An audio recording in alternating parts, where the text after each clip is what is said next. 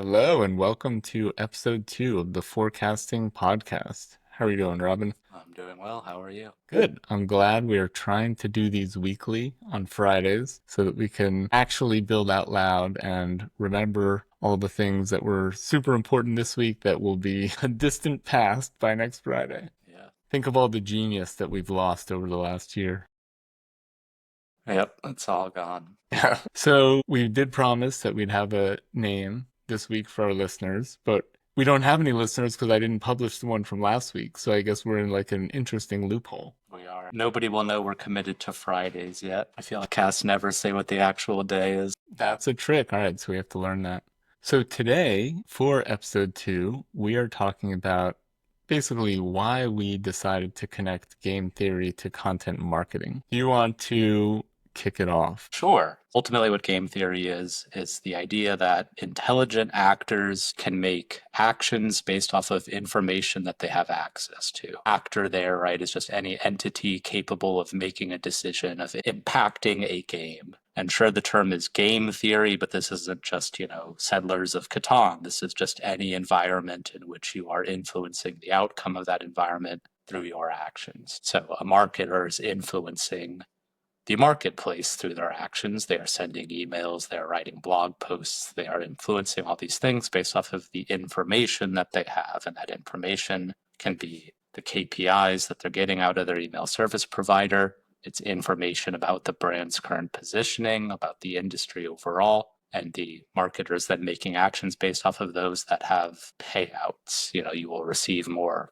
open rates, you will receive more clicks to your site and all of that. So we're not here to go on a long rant about the prisoner's dilemma and the trolley problem and all these other kind of fun aspects of game theory, but we're here to just talk about how marketers can optimize the expected value of their campaigns through some of this kind of bread and butter allocation of resources and kind of strategic decision making based off of the information that they have. But can we reserve the right to rant about those on future episodes?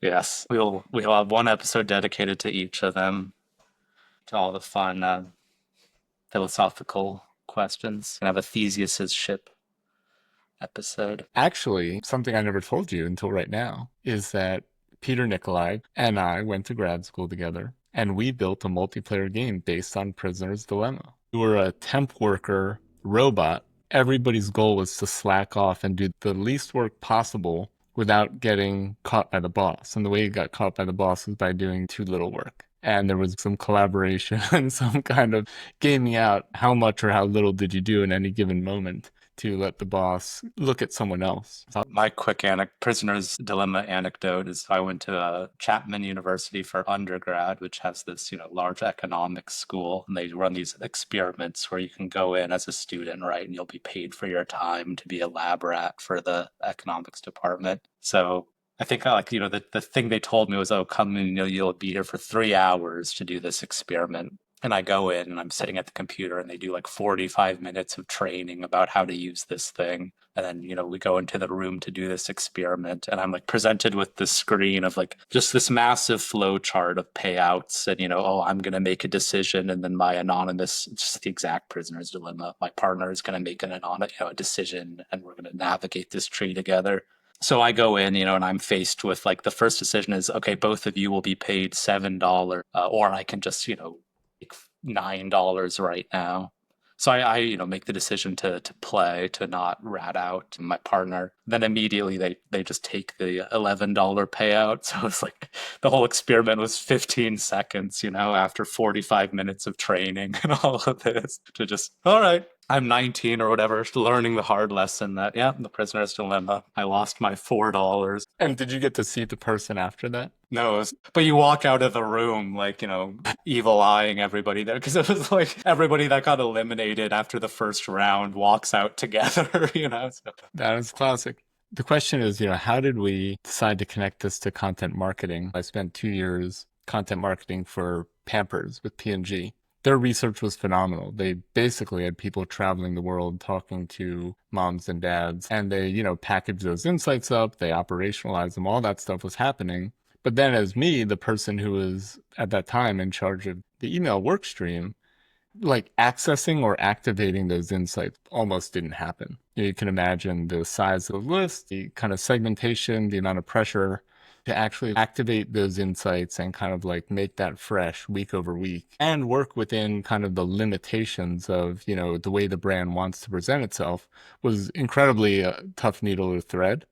And for me, ended up with me, often playing it very safe, right? There's not a lot of like risk reward being in that position. Here to not damage this, very premium, like most trusted brand in the world for parents. So what got me interested in game theory was basically how do we get kind of analytics and like data that we can actually use to make that kind of work stream more interesting that's not so abstract. And when you really started introducing me to game theory on this level, it was the first time I started realizing that there was this gap of like, it's not that there aren't great insights and great research, it's that it didn't map to my reality as a content creator with like a ton of deadlines and a ton of channels and a ton of different audience perspectives. One of the things that stands out there to me, and one of the reasons that I got into game theory overall, is just kind of this Bayesian view of the world where you as the marketer are sitting there and you have, these kind of different actions you can take, and you have different amounts of information available to you about each of these different things. And every one of these little decisions that you're making can be kind of viewed as this like intelligent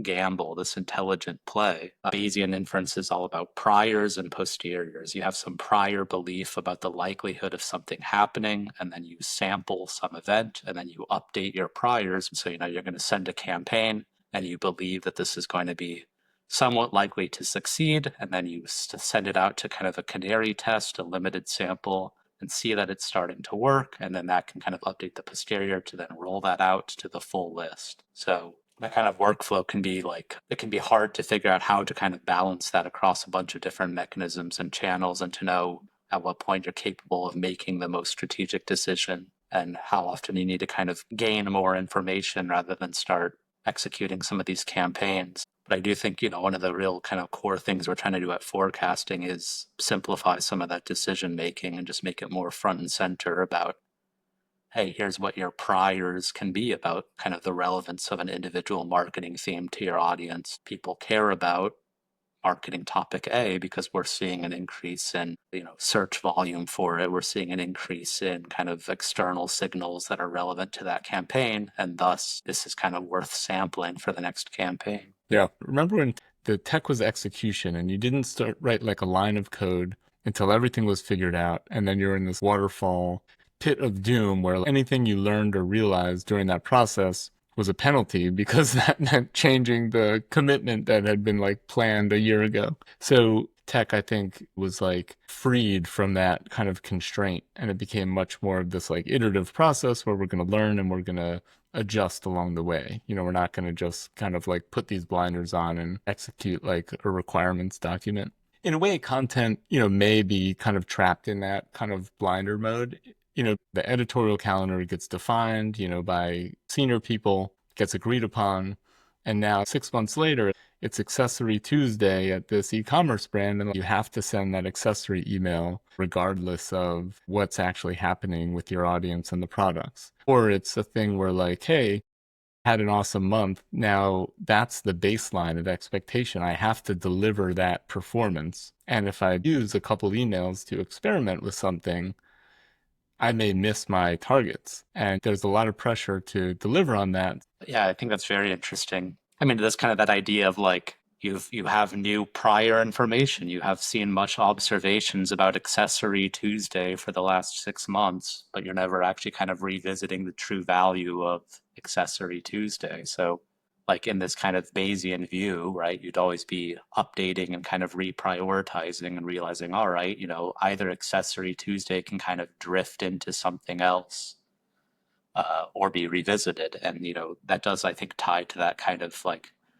waterfall to agile engineering transition where, this classic agile metaphor of first you build the scooter and then you build the skateboard and you end up with a motorcycle rather than just building the steering wheel for the Ferrari first is applicable there, where the marketer can often feel like, yeah, I have all this new information about accessories, but I'm still just following the roadmap that we created 9 months ago. And I think, that can be kind of, it leads to, I would say, worse campaigns, but it also leads to just kind of this like frustrating situation where you just know, that these systems aren't changing and you're bound to them and you have to play by the playbook that you created 9 months ago and you're just stuck there staring at the blinking cursor. What do I even write that's aligned with the unflinching playbook that we created X amount of time ago?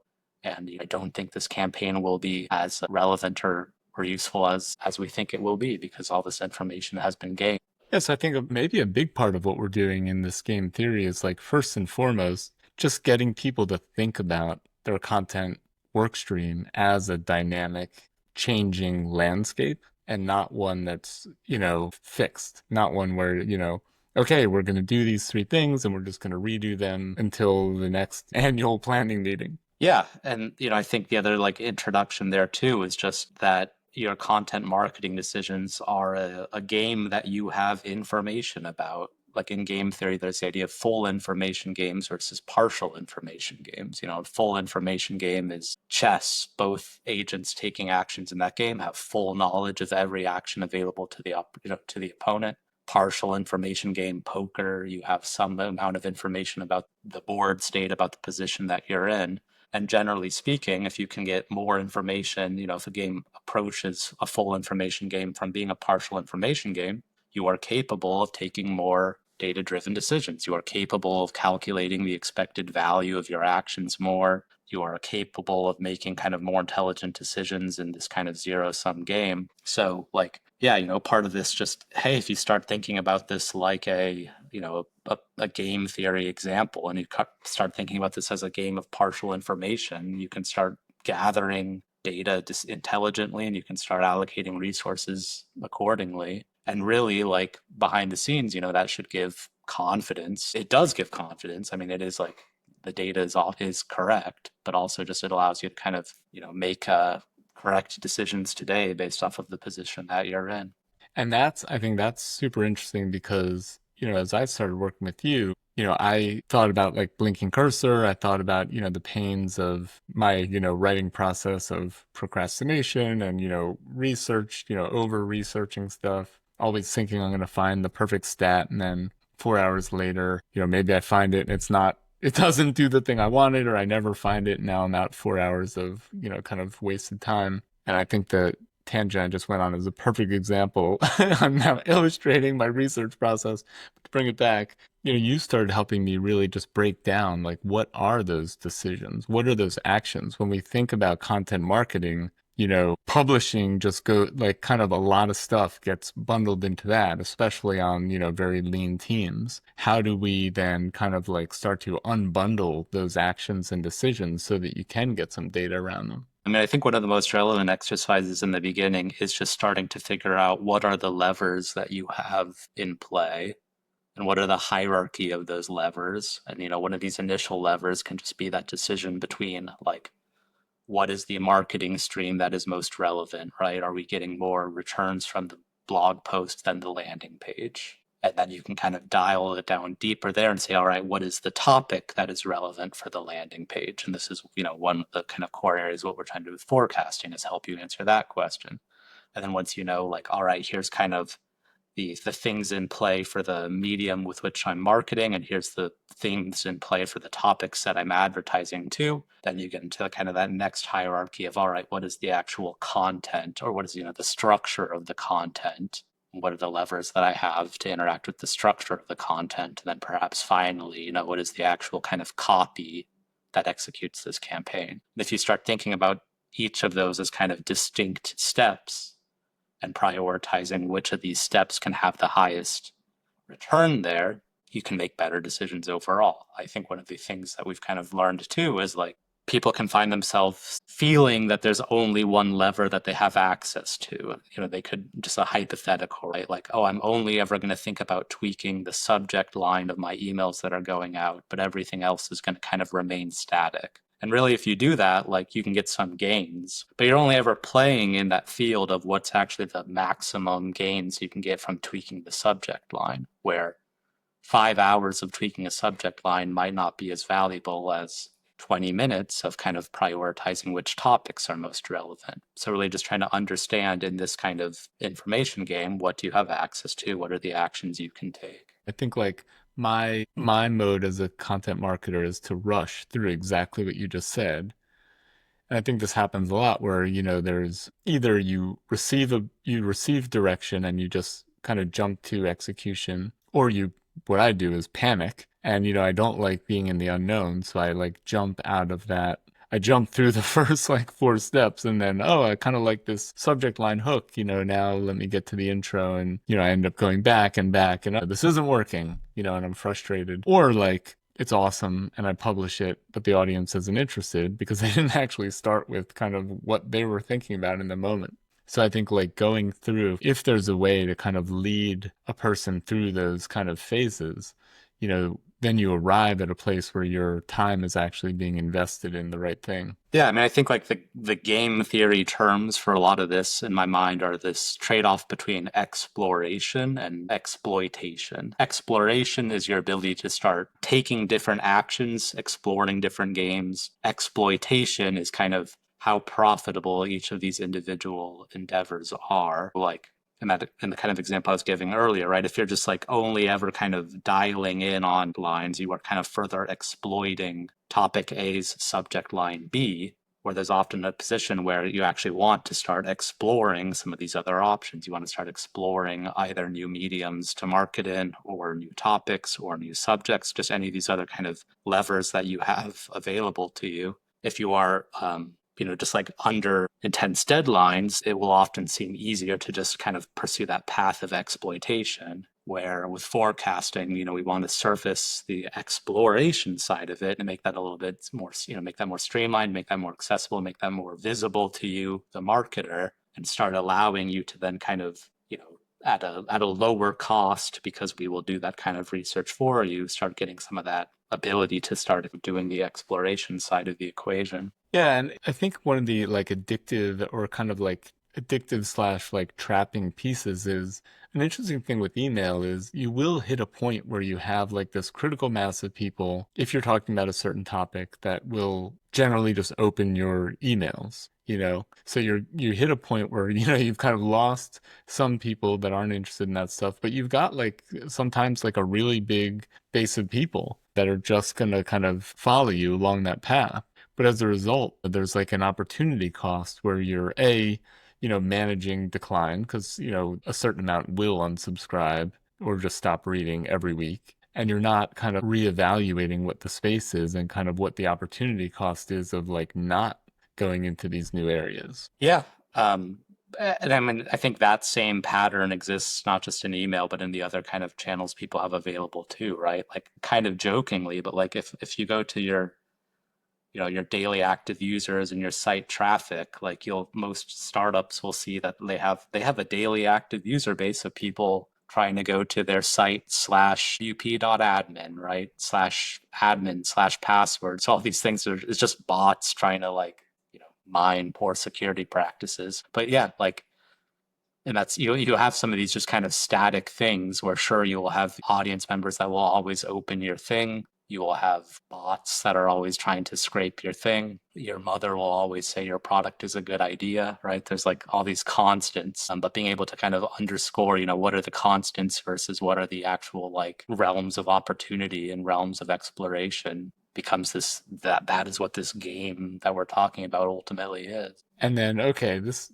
has been amazing, and we are coming up on time. I think kind of maybe last topic here is, yeah, I feel like, we promised not to wax away on Prisoner's Dilemma, but let's touch a little on Multi-Armed Bandit, because I think from the very beginning, that's been kind of core to how we think about content marketing.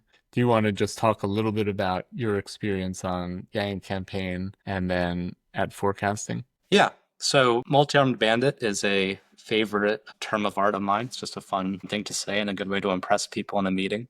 But ultimately, what multi-armed bandit is it comes from the world of gambling. Many of these game theory terms do. Bandit is, a word for a slot machine, and the arm, you have the arm on the side that you pull to spin the wheels. So multi-armed bandit is you walk into a casino, and you see 10 different machines. And behind the scenes, you are unaware, but each of these machines has a different expected payout. And I have $100 walking into that casino, and I want to maximize the amount I walk out with. So I will put $1 into each of these different machines, and I'll see what happens. And then I win on machine number 3. That's nice. And I lost on machines, all the other machines. Okay, what do I want to do now? I have, another $10 that I want to spend now. So let's put 2 of those dollars into machine number 3 because it just had payout. And let's still put $1 in every other machine. And you repeat, and now machine number 8 goes. So I think machine number 3 and machine number 8, those are looking pretty good. I keep doing that. And then ultimately, machine 3 loses, machine 8 pays, machine 6, so on and so on. But I'm gaining information every step about the expected payout of any of these machines. And I'm exploring the machines by, giving $1 to them conditionally based off of my perception of their payout. And I am exploiting them by putting, more and more money into them as this game goes on. So that's like the kind of textbook example of what a multi-armed bandit is. When I was the director of data analytics for Andrew Yang's presidential campaign, the way that plays out is casino here is the American populace, and I'm trying to explore which districts I'm, most likely to succeed in to raise funds, to find volunteers, to find supporters, all the actions I want. Which districts are they in? What's the socioeconomic backgrounds of these people? These are all these kinds of things that I'm exploring. And the mechanism, I don't have slot machines, right? But I have email campaigns, text campaigns, landing pages, volunteers I can send. I have all these different ways I can interact with the kind of constituency that I'm trying to engage. And I can see the payout by seeing, all right, well, now I'm getting 5 new volunteer signups in, Nebraska, whatever it may be. So that's kind of how this game plays out, where I'm constantly kind of like, to use the Bayesian term too, I'm sampling some distribution. There's some real number of how many people in Nebraska are likely to be Yang supporters. And by putting more and more money, putting more and more campaign resources into Nebraska, I'm increasingly unlocking knowledge of what that kind of true distribution is. How, well, maybe it'll turn out that Nebraska is a better place for us to kind of allocate our resources than South Carolina, whatever it may be. So that's kind of the quick tour of multi-armed bandit. But yeah, the relevance here is just kind of what we've been talking about through this podcast already, where the marketer, sure, you might already know what your audience segment is, but you have all of these different kind of slot machines that you are putting the money into, both in terms of the topics and the copy and all these different actions you can take. And you do want to be kind of balancing that, like, at what points am I exploring new themes? At what points am I exploring new audience segments? And at what point am I kind of playing with the knowledge that I have where I know that this kind of campaign will work? Because sometimes Accessory Tuesday is a good idea and sometimes it's not. And you want to be pretty prudent about, well, the expected value of Accessory Tuesday this week is X amount, and we should take action based off of that. And next week, the expected value of Accessory Tuesday is X minus 1, but the expected payout of membership loyalty reminder email is X plus 1. And thus, membership loyalty program is the highest expected value, and it's kind of the action that should be taken that week. If we can get content marketing to think in expected value, I think that is huge and music to a lot of people's ears. I did lie. There was one other thing we wanted to talk about before we go, which is why now? So, like, this stuff's been out there, but it's kind of, I think we feel that it's particularly accessible now when it wasn't before. What are your thoughts on that? Well, I think there's like technical enablements that allow this to happen now. I mean, I think one of the byproducts of kind of the Gen AI movement is the improvement of the state of the art for both encoder and decoder models. And just the very quick explanation of what those are. Encoders are a thing that can take text and put it into a thing called a vector space, math, ultimately, that computers can read. And a decoder is a thing that takes math and turns it into words. So ChatGPT is a decoder. It can take kind of math and turn it into words, and that's why you can have a chat interface with it.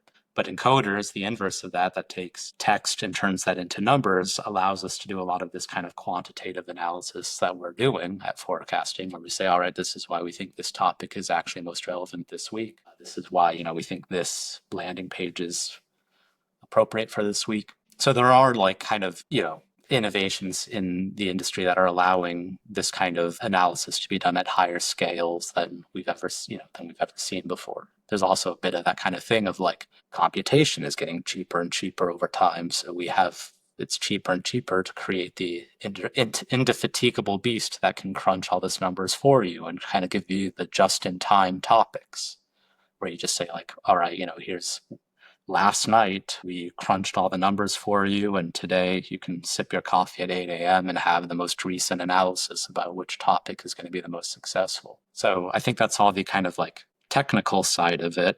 But the other reason I think is relevant for the why now is we are seeing, a constriction in marketing overall, where it's, people are there are layoffs. It's getting harder to do the work. So enablement of allowing marketers to be able to do more work is relevant. And also we are seeing kind of an increase in the quantity of content that's being produced by like Gen AI writers. So I think for us, we have the belief that as that kind of sea rises, it'll be more and more relevant over time to have relevant content for your audience, and being able to do this kind of to calculate the EV of the campaign that you're writing will allow you to outperform somebody that is not doing that, and then you will rise. You will always be the ship that sails across the ocean rather than the ship that just kind of gets lost as the tides rise around you. All right. Well, this has been fantastic. Any last thoughts? No, start thinking about some of these themes. And I think for a lot of people, like, you don't need to necessarily formalize all of these things in pure EV, right? You don't need to exactly calculate, well, the expected revenue from this action will be this amount. A lot of this stuff is like intended to be relational, where like the perceived, EV of this action is viewed to be more like, if 60% of the time the EV of this action will be likely higher than the EV of another action, like that's what you're looking for, rather than just like, can I perfectly dial in, the calculation of what the exact EV for an action is. This gets back to some of that Bayesian stuff of just, well, in most realizations of what the EV of this action is, it'll outperform another action. Yeah, and you just brought up another thing I'm jotting down notes for future episodes, which is the riff on tanking. In poker, you spend too much time thinking about that last bet. Don't sit there just trying to get it absolutely perfect, because you're only allowing emotions and, second guessing to creep in. That's going to, reduce the quality of the final decision. All right, a lot of good stuff coming up. Thank you so much. You're on your way to Malibu while I am on my way to downtown Jersey City. You won. Have a Yep. good weekend, and we'll talk to everybody next week. Talk to you later. Bye.